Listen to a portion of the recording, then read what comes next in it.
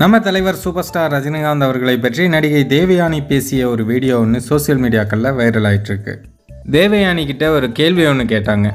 நீங்கள் எத்தனை வருஷமாக சினிமா ஃபீல்டில் இருக்கீங்க, எந்த நடிகர் கூடயாவது நடிக்கலையே அப்படின்னு நீங்கள் வருத்தப்பட்டிருக்கீங்களா அப்படின்னு ஒரு கேள்வி ஒன்று கேட்டாங்க. அதற்கு அவங்க ஆமாம், நான் ரஜினி சார் கூட இன்னும் நடிக்கலை, எனக்கு ரஜினி சார் கூட நடிக்கிற வாய்ப்பு இன்னும் அமையலை, ரஜினி சார் கூட நடிக்கணும் அப்படின்னு எனக்கு ரொம்ப ஆசையாக இருக்குது அப்படின்னு தேவயானி பேசியிருந்தாங்க. ரஜினி சார் கூட இன்னும் நடிக்கலை, அந்த மாதிரி கதை எனக்கு அவர் கூட சேர்ந்து நடிக்கிறதுக்கு இன்னும் வரல.